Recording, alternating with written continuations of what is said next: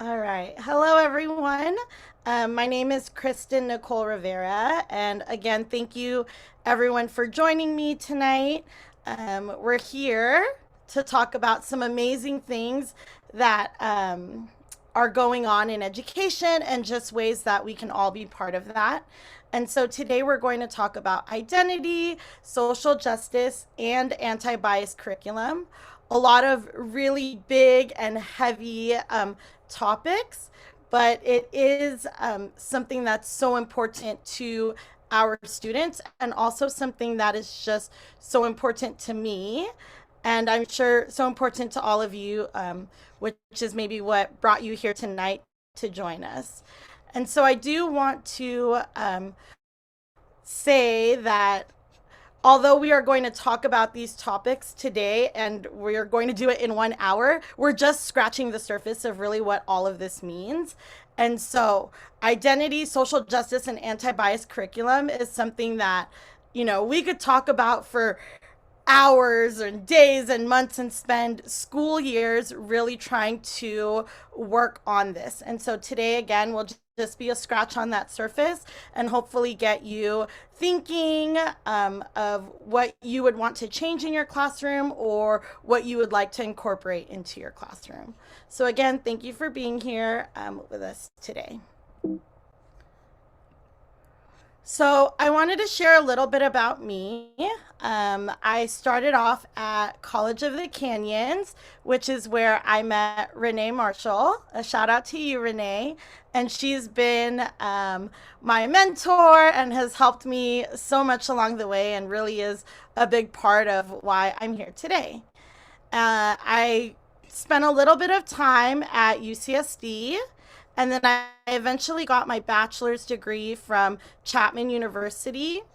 And then I went on to Loyola Marymount to get my master's in education. And this is just my positionality statement. And I do believe that for those of you going into education and those of you that would love to present and do things like that, to really craft your positionality statement. So basically, I want to say that I am Pacific Islander, Asian, I'm first generation American, cisgender, heterosexual female, whose pronouns are she, her, and hers. I told you a little bit about my educational background. I'm a middle child who was raised in a two-parent household with parents who have been married for over 40 years. I grew up middle class and went through the public education school system in LA. And I'm currently a kindergarten teacher and anti bias collective co chair. And the reason why I feel like giving this statement to all of you is important because this is what I'm an expert at, right? So I'm only an expert at who I am and what I've learned and the things that I've tried to incorporate into my life. I'm not an expert at anyone else.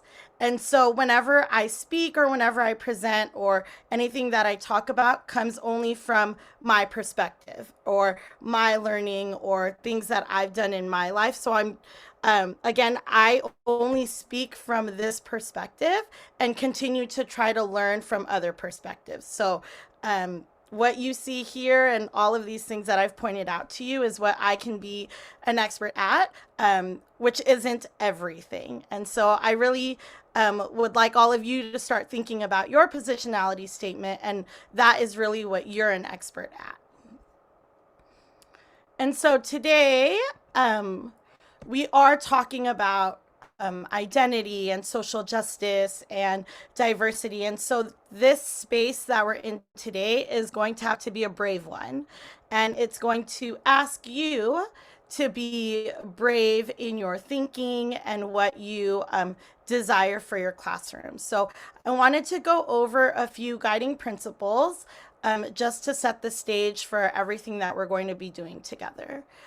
So I do again want to reiterate that this is a brave space, and what's said here stays here. People are going to talk from their experience, that stays here, and what's learned here and all of the great things that it sparks in your mind should leave here, and it should go into the people that you meet and the students that you encounter and just the spaces that you find yourself in.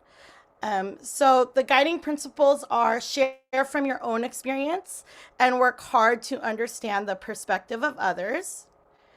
Lean into discomfort. Some of these topics or some of the things we might talk about might make you feel a little uneasy or something that you're not used to. Lean into that and really try to dig and see like why it's making you feel that way.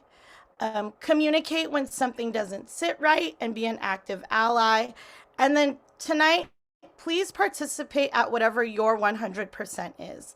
I want to acknowledge the fact that, all of us are living different lives right now. We are living through a pandemic. Some of us have worked all day long today. Some of you had all these different errands to do or classes to go to or even different sessions that you've been through today. So participate at what your 100% is. Maybe that means actively speaking, or maybe it means actively listening. Maybe it means taking notes. Maybe it means soaking it all in. Whatever 100% means for you, that's what I want you to do today. Are there any questions about our guiding principles or just any of that right now? Nope. Awesome. Thank you. All right. So we're going to take a little look right now at this picture. And I want everyone just to look at it, read through it. I'll give about a minute. And I want you just to think about what you're noticing.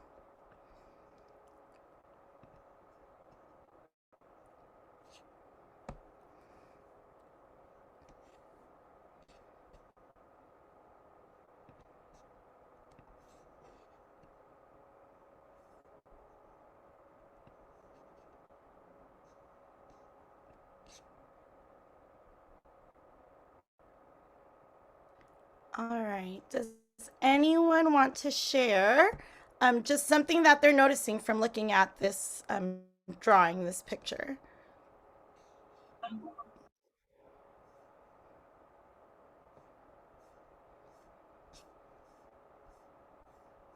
Any thoughts? It's not very objective. Okay. They're summing up based on only what they can see, not any experience, any personality traits, anything else. I Judgment. also go ahead. I noticed that the gentleman to the right, his risk factors are the same as the older lady to the left, even though she's like assessing that he's Black, he's a male, and he has a baseball cap, and she's and he's looking at that she's white and is in the wrong neighborhood.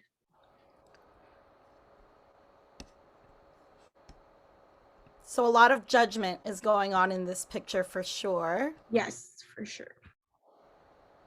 But they scored the same. Yes. So thank you all for sharing some of the things that you were noticing on here.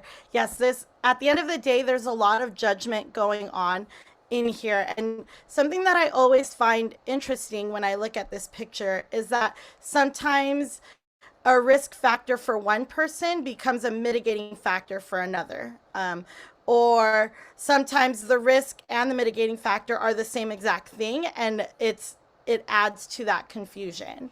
And so I really just wanted to point this picture out because every single day when we pass people, we do this. We pass judgment in whatever way that looks. We see somebody and we think, am I going to say hi or am I not going to say hi? Or do I need to go a different way? All of those things are things that happen in people's minds when they see strangers or see someone who's not familiar to them or anything like that. And so in this portion of our session, we're going to dig a little bit deeper into our personal identities. So If you have paper or something that you can take notes on, that would be great. And we're going to just look again. I told you we're scratching the surface on all of these things today. We could go days and months and all of that. And our identity is constantly something that we're working on or changing and things like that. So we're scratching the surface, but let's do it. So these are some things that I want you thinking about right now. What do you consider to be part of your identity? How do you see yourself? And how do you think others see you? So here is a diagram that you can use, or you can choose to use if you would like, to kind of draft out your identity. So how you see yourself and how you think others see you, and maybe, what of that really overlaps. So I'll give a couple minutes for you to try and work on that.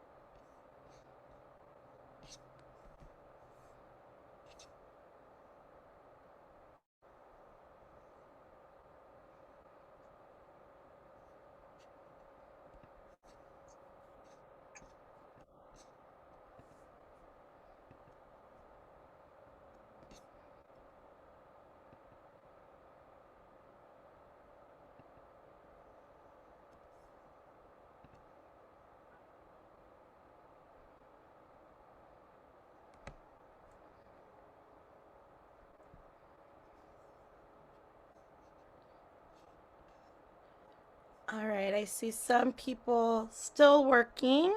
And please, yeah, feel free to keep working on it as we move along a little bit through this. So I wanted to share with you, I did this exercise myself. I wanted to share with you a little bit of how I filled this out. So how I see myself: a woman, middle child, a friend. I'm educated. I'm a great teacher. I'm a sports fan. I'm a traveler. I'm young. I'm busy. And I'm a homebody. And I hate coffee. So those are some things that I see about myself. And those are, when I did this, those were the things that came to mind at first. And so now how I think others see me. I think people see my race, that I'm Asian Pacific Islander. I think at first glance, people might think I have an accent. People don't see me as young anymore. Because I'm a woman, they say, you don't understand anything about sports. Because I'm a teacher, they might say, she has an easy job, she has so much vacation. People see me as social or busybody, and this is my favorite, runs on Pinterest and coffee. People always say, oh, teachers love Pinterest and teachers love coffee, and they always assume those things. And I'm like, I hate coffee. I don't like coffee at all. That's not me. But it's just interesting to me how I see myself is very different than how other people see me. And something that I've reflected on when I do this activity, and again, let me say that this is how I think others see me. So this might not be how people see me at all, but this is what I think. And what I noticed about myself is that when I think about how others see me, I always go the negative route. Like, they think all these negative things about me rather than just thinking like maybe they do see me as other things that are positive. And this again goes back to that judgment. When we're talking about identity, you have your identity, but there's always that judgment that is passed all around. And so when I look at this and I think about what is actually the same from how I see myself and how I think others see me, it's very surface level, right? Female and teacher. And there's not very much else that overlaps. And so maybe when you were creating your identity map, this might have been the case for you, where you think that others see you in a negative light or pass judgment on you. Um, but it's important that when we're talking about identity, that you are really digging deeper into who you are and not always necessarily how others see you. And so I want to shift gears just a little bit, even with talking about identity. I wanted to talk about how our identity really shapes our privilege. So I'm going to read you this excerpt, or if there's someone in here who would like to actually read this out loud, that would be wonderful. Is there I can anyone who read would it. like to? Okay, Nancy. great. The parts of your identity that you noticed and are most aware of on a daily basis may change depending on where you are, who you are with, and the experiences you continue to have in your life. These identities you do not think much about. Even the ones you barely notice are always with you. Some social identities hold power and privilege, others do not. Even with us, there are parts of us that hold some power and other parts that are oppressed. This is why we work to understand our identities within society. We need to always examine our whole selves. The identities that fit neatly into the imaginary box and are typically the ones with the most power and agency. Thank you. Thank you for reading that. So, this is basically saying the things that we think about, the things that we see as our identity, are the ones that pop up easily, right? So, when I say, here's 1 minute, write down your things that have to do with your identity, those are the things that come up so easily. But that's not only what your identity is about, that's not only who you are. There's so much more that is encompassed in that. And a lot of your identity holds privilege, and in some cases doesn't hold. And so in this next slide, I want you to look at these different parts of your identity, and maybe these are some things that you didn't add onto your brainstorming sheet or that chart that I showed you. If some of these things aren't what you had already put into your identity, I'd like you to take just a couple minutes or a few seconds to add those into there. So maybe you didn't add your race, maybe you didn't add your education, maybe you didn't add your class. Maybe some of these things aren't what you thought of right away when you thought of identity.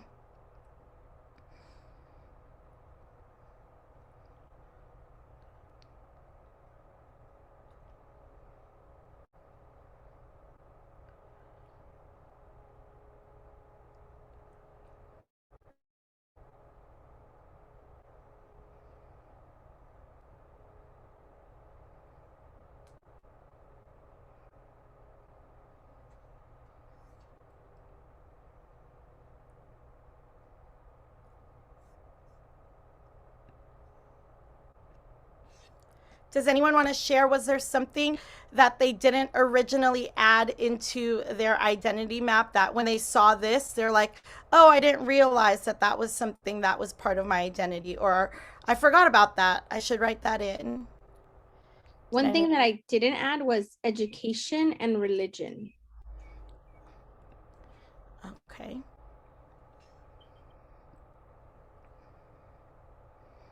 Anyone else? And for you who said education and religion, what were you thinking when you saw it on this page? I didn't think like that define. If can be honest, I think it's just been this year where I've finally overcame like the imposter syndrome of being in college. So I don't feel like I identify with my religion or like myself with education because it's not expected of me. Got it. Anyone else want to share?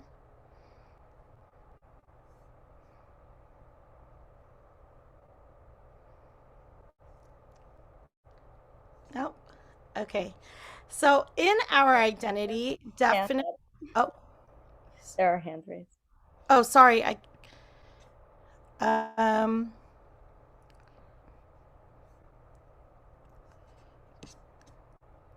Go ahead. I think I see one hand raised, but I can't see. It's Cecilia. Cecilia? Yes, thank you. I just didn't know if anyone else had their hand raised, so I didn't want to start talking. Okay, thank you. So I wanted to share. It was interesting because on the note of like what I think people see of me, I put like hot right away, but I didn't put it in how I see myself. So I was. It's kind of interesting to me to see like, okay, why didn't I put hot in my identity, but I did put it on the other one. And so seeing it here, I don't know, it just makes me wonder why I immediately put like class as to what people think of me, but I didn't add it to how I saw myself as, being part of my identity is my class. So passing judgment on yourself almost, and other people see you this way, and we can always be our biggest critic, and so we don't always add those things to our identity also. Thank you for sharing.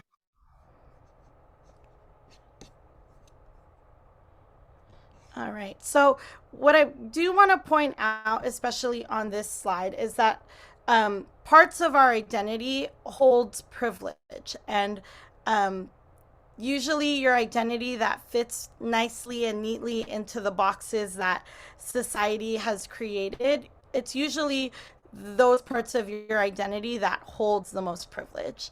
And sometimes parts of your identity holds privilege in one space that you encounter and then doesn't hold privilege in another space that you encounter. And so that word privilege can be constantly moving and changing depending on where you are and what that space is requiring of you.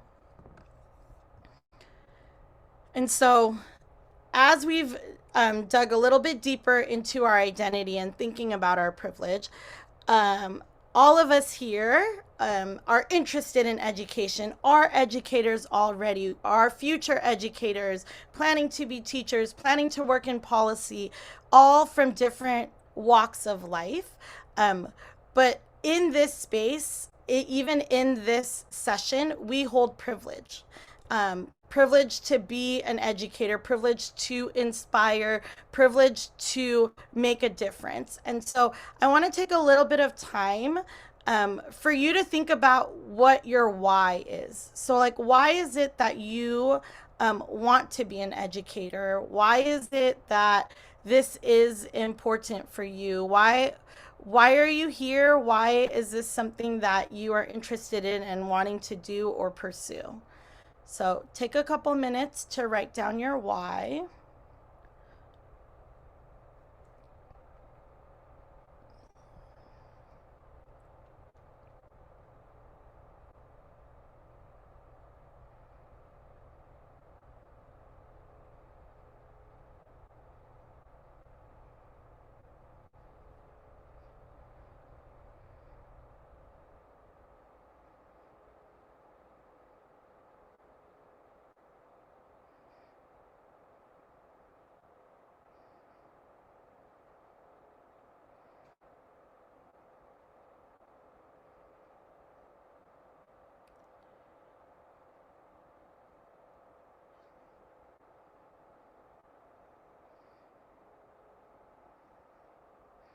All right.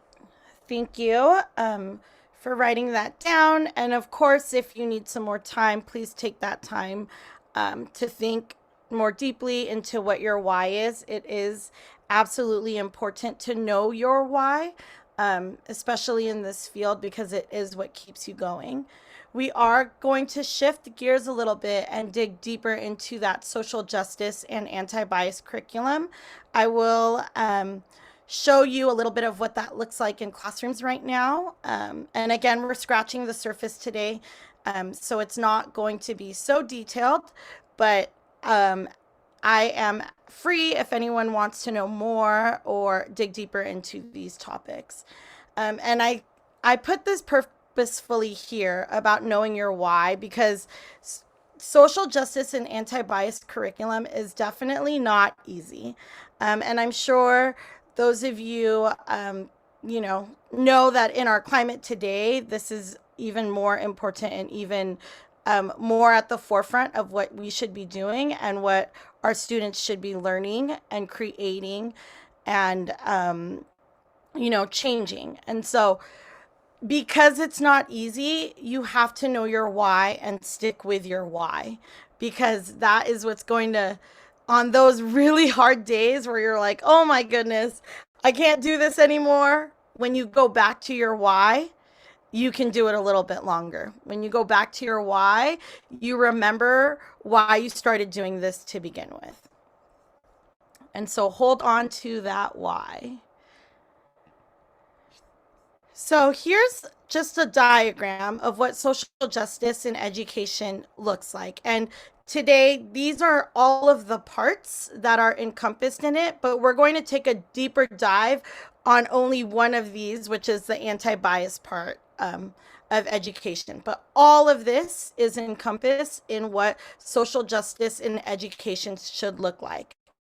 It should be anti-biased, equitable, inclusive, culturally responsive, and anti-racist. And so it's important to name all of these out, because it's easy to fall into, focusing on just one single part. But all of these parts work together in order to create that whole look of social justice working and interwoven into our education system.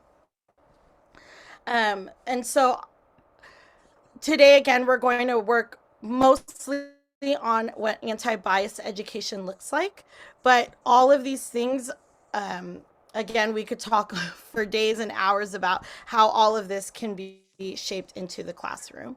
And so anti-bias is judging that implicit biases in yourself and in the work that we do. We need to eliminate those and reshape what the educational policies look like, because a lot of our system, our education system, is rooted in bias, and it is against those people that have already been oppressed and excluded from those groups.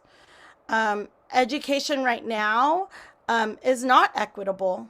Let's just call it out. It's not equitable. It doesn't meet the needs of all of our students. There's gaps, that need to be closed. There's ways that we need to give kids more access.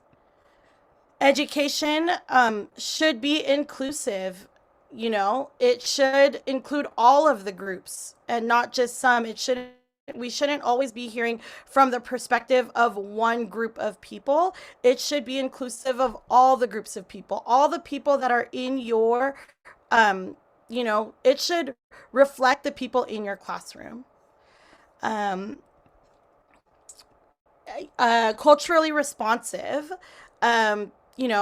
we need to shape our instructional practice, again, to reflect all of our students' needs. So their developmental needs, their social and emotional needs, and their culture, just the way that they were raised and the way that they learn. All of that should be included in like a social justice education.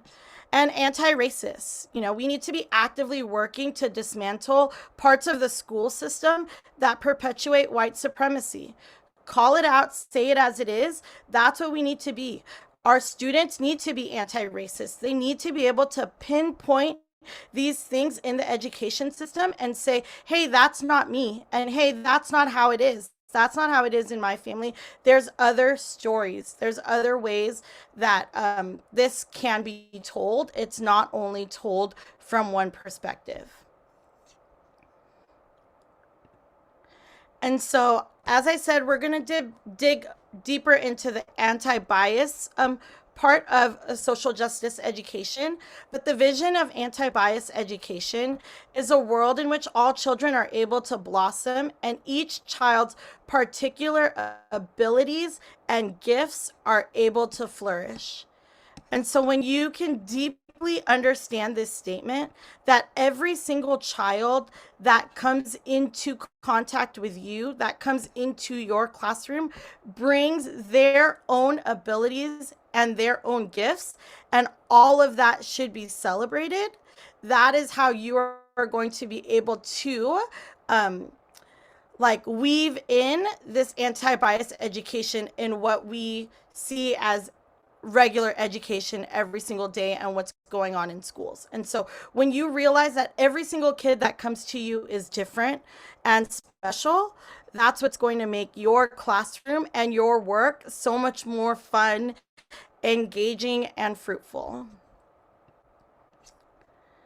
And so before that can happen, all of us have to acknowledge that bias is built into the education system already.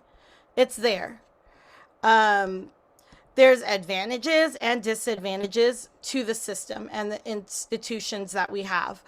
The bias that is in our system shapes the way that children have access. And if you see different schools and different groups of kids in different schools, their access to the curriculum is different. And that's because of the implicit, or that's because of the explicit bias that's already made into that system. There's absolutely an inequity of resources. If you see a school in an affluent community versus school in the inner city, the resources are different. That is another bias that's built into the system of education. Cultures, different people, all of that can be missing in textbooks. It can be missing in what, teachers see in their kids. All of that can be missing from the education system because of the biases we bring into the classroom ourselves. And then, stereotypes. And stereotypes, sometimes they can be good, sometimes they can be bad. But having these stereotypes definitely affects the way that the education system is flowing and running. And so the first thing we have to do is recognize that bias is built into the system. And now how are we going to actively make education anti-bias? And so we can read through the goals of anti-bias education. Is there anyone who would like to read the first two goals?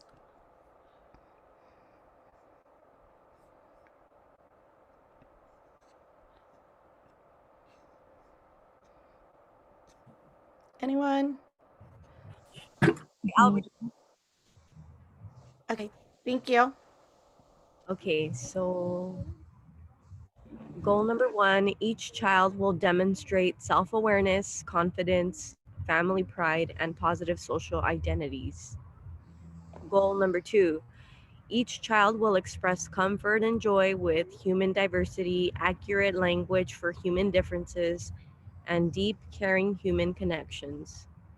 Goal number 3, each child will increasingly recognize unfairness and understand that unfairness hurts. Goal number 4, each child will demonstrate empowerment and the skills to act with others or alone against prejudice and or discriminatory actions. Thank you. And these goals all build on one another. So children and us as educators work on goal number 1, and then we build on it and work on goal number 2 and goal number 3. They all are stepping stones for each other until kids are able to achieve goal number 4. And I'll show a little bit of some of those examples and how that continuum looks like in the classroom. And so right now we're going to do an activity together, and I'm actually going to stop sharing my screen for a second. And I'm going to put a link in the chat, and I would like everyone to click on that link.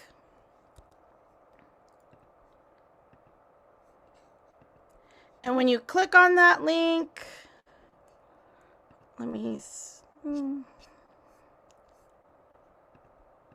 okay, there's the link.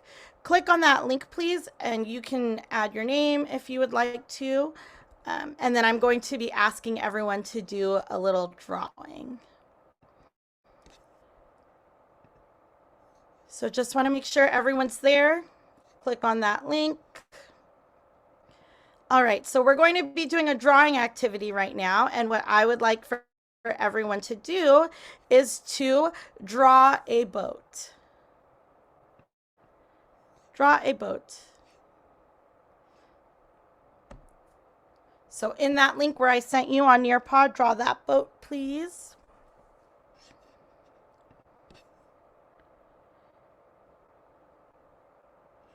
Nice. And submit your boat when you are ready.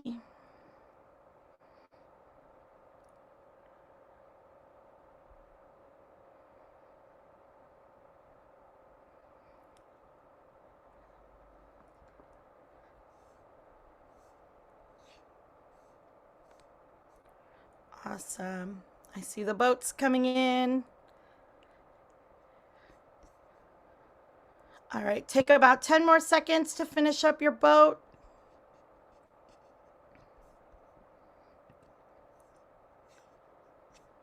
Thank you. All right, are you ready to see your boats? I'm going to share my screen to show you the boats.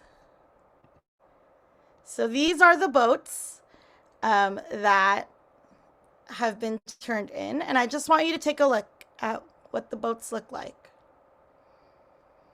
and how each person decided to create their boat.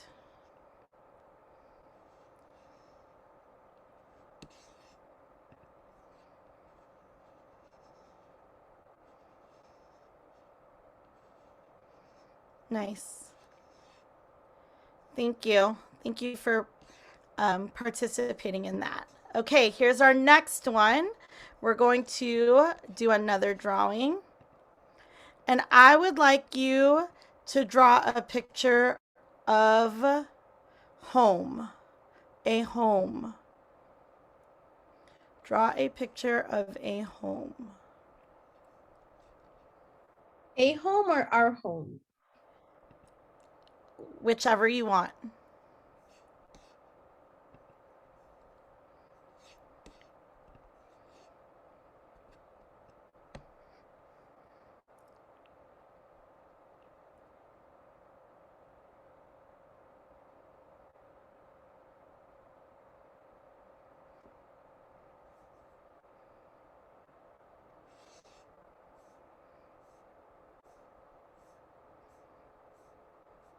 Nice.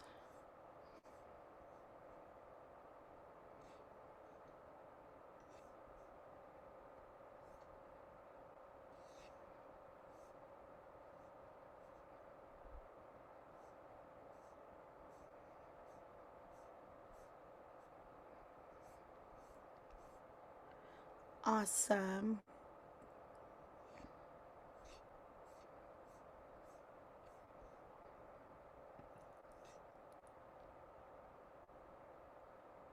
And I love that you asked a home or our home, because that is, you know, something to think about.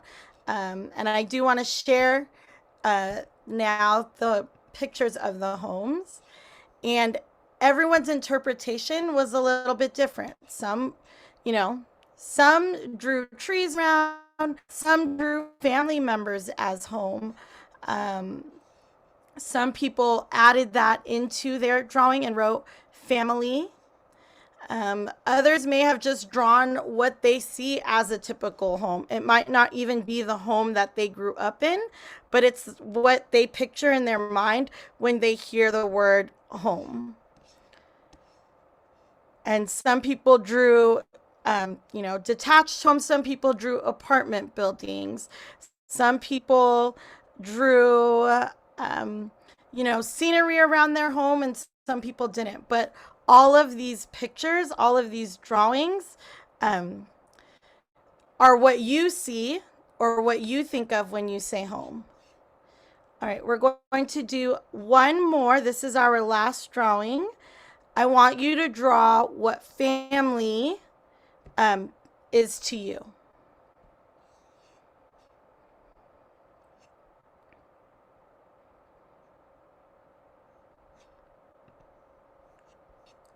Draw what family is to you.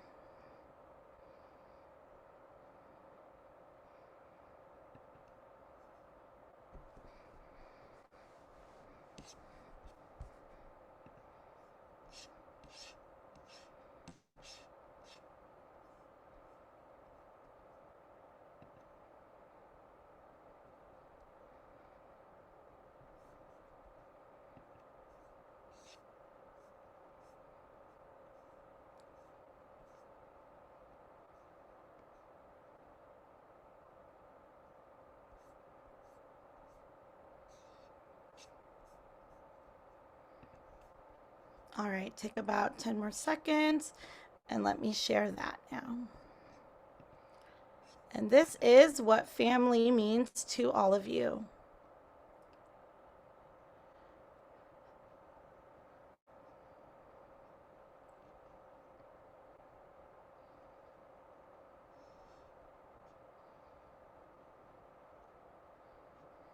And some people drew their family, some people drew hearts, some people put words of what family means to them.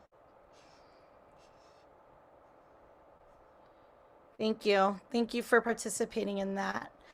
The reason why I wanted us to engage in this activity is because even with words that we hear every single day, every single one of us comes with a different idea.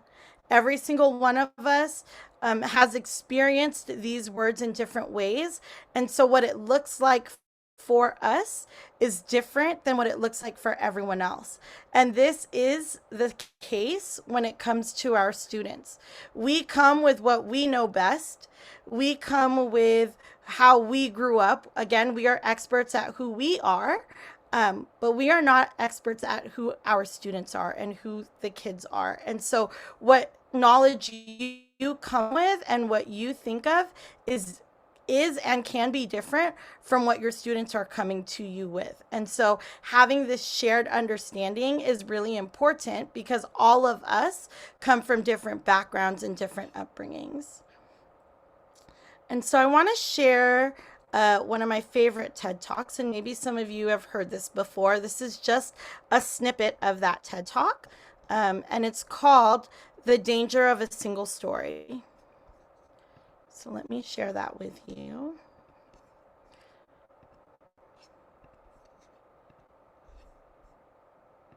I come from a conventional middle-class Nigerian family. My father was a professor.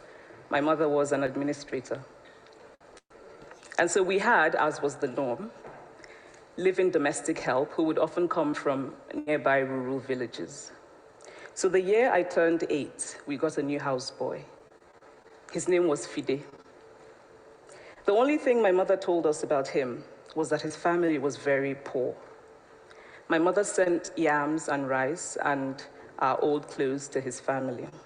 And when I didn't finish my dinner, my mother would say, "Finish your food. Don't you know people like Fide's family have nothing?" So I felt enormous pity for Fide's family. Then one Saturday, we went to his village to visit. And his mother showed us a beautifully patterned basket made of dyed raffia that his brother had made. I was startled. It had not occurred to me that anybody in his family could actually make something. All I had heard about them was how poor they were, so that it had become impossible for me to see them as anything else but poor. Their poverty was my single story of them. If I had not grown up in Nigeria, and if all I knew about Africa were from popular images, I too would think that Africa was a place of beautiful landscapes, beautiful animals, and incomprehensible people fighting senseless wars, dying of poverty and AIDS, unable to speak for themselves, and waiting to be saved by a kind, white foreigner. I would see Africans in the same way that I, as a child, had seen Fide's family. So that is how to create a single story. Show a people as one thing, as only one thing, over and over again, and that is what they become. The single story creates stereotypes, and the problem with stereotypes is not that they are untrue, but that they are incomplete. They make one story become the only story. It is impossible to talk about the single story without talking about power. How they are told, who tells them, when they are told, how many stories are told, are really dependent on power.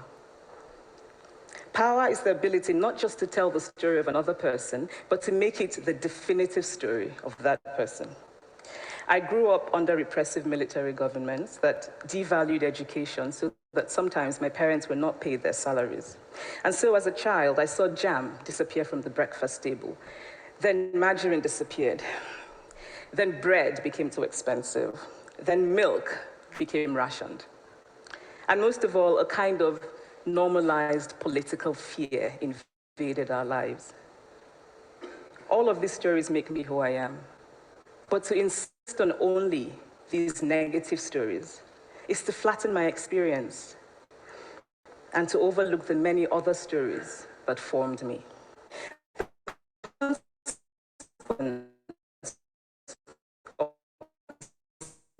This in people, a recognition of that quality, it emphasizes the different. Stories matter. Many matter. You can use this process as time. Stories can be power. Stories can break the dignity of people and also repair a broken dignity. I read that when we reject the single story, we realize that about any place, we regain a kind of paradise. Thank you.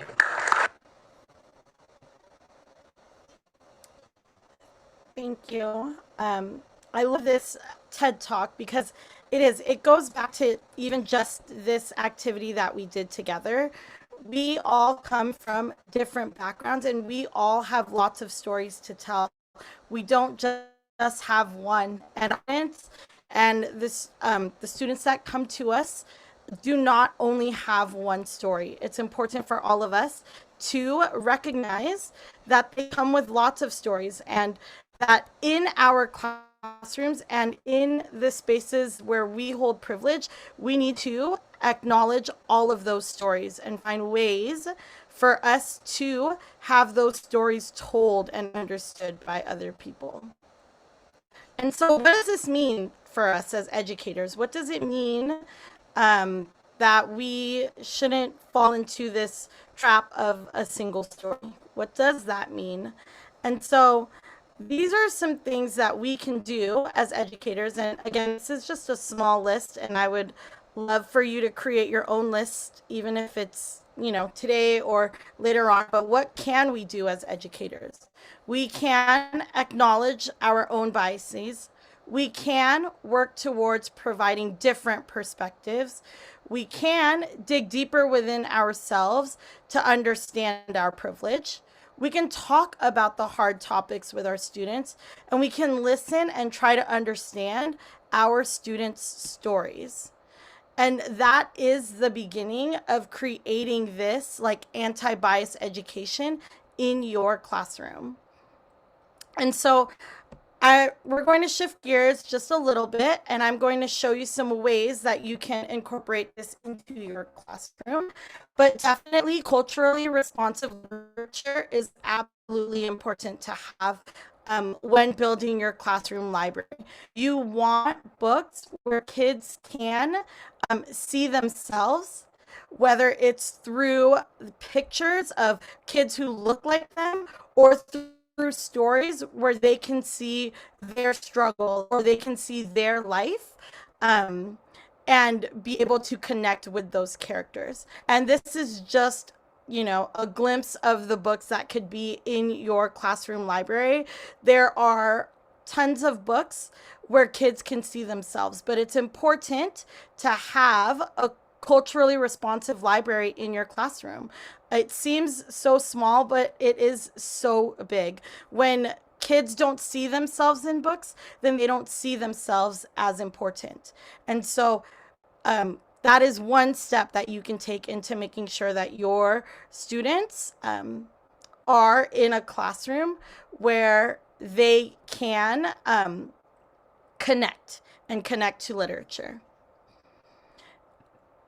And then I'm just going to show you a little bit of what happens at our school and just how we have taken this and done it in our classrooms. And so in kindergarten, we do a unit on ourselves, and we really dig deep into what each kindergartner looks like. We talk about our hair, our eyes, our skin color, the shape of our nose, the teeth that we're missing, all of those, because that is part of our identity. What we look like is part of our identity. And then as a kindergartner, we talk about what our kindergarten identity looks like. And as a 5 and 6-year-old, their identity, they'll say, well, I love to play basketball and I'm a girl. I love to sing. I go to church. And this is the beginnings of forming your identity. And then as adults, we build upon that. And even what you celebrate, what your family celebrates, what you celebrate culturally, all of that digs into your identity. And so when we were talking about the goals, this is the beginning of that goal 1, is really just being able to understand who you are. And then we start talking about how we as people can help other people. And so we create a shared understanding, a shared definition. This one was for the word ally, which the shared definition we came up with was to help or stand up for someone, even if they aren't your friend. And so it's a very kindergarten definition, but it's the beginning of understanding what all of that really means. And then in 3rd grade, after understanding who you are and learning about the people around you, this was a poem that one of our 3rd graders wrote. And she said, we all one race, human, no matter black or white, we all need to be treated the same way, no matter race or religion, because we are all one race, human. Imagine a 3rd grader, and this is what listening to all stories. In 4th grade, now they're really building on these things that they have learned, and they're able to tackle stereotypes and how to fight a single story, and to notice in their books or notice in literature that they've read in class how some people are shown only in one way, and they're able to question those things. So this is all a building of those things. And again, this is just like a very surface deep dive, but there's more to it and more that can be talked about and learned about when it comes to how all of this can happen in your classrooms. And so as we start to wrap this up, I want everyone to reflect on really what we've talked about today, the parts that we dug deeply into and the parts where we just scratched the surface, maybe things you want to learn more about. I want you to think about those things and create an intention for yourself. What is something that you can do in the near future, even tomorrow, that's going to change the future of education, the future of your children? So I want you to take just a minute or so to think about that. What will be your intention moving forward after this session today?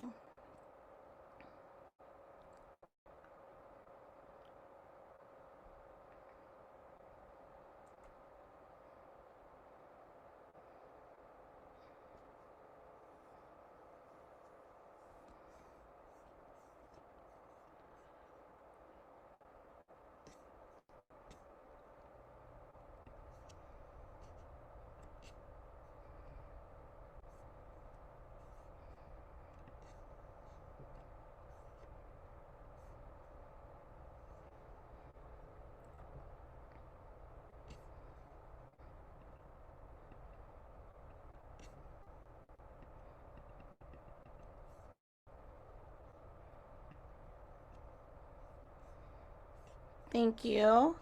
And lastly, I just want to thank everyone for being brave today. We talked about a lot of topics. It asked you to dig deeper into yourself. And I hope that you continue to do that work and really continue to see how your identity is going to shape the education of your students. My email is here if you have any other questions. I'll also stay on the Zoom for a few more minutes if anyone has any questions that they'd like to ask me or anything that they'd like to talk about. And if you haven't done so already, please put your name and email into the chat. Again, this is how we can see who was here and get your certificates of participation over to you. Again, I want to say thank you. Thank you for spending your Thursday with me and allowing me to talk about this, what I'm so passionate about. So thank you everyone for being here. And I absolutely appreciate you. And I hope that your next endeavor with students, you will be able to take some of what you've learned here and incorporate it into that. So thank you. Thank you for being here.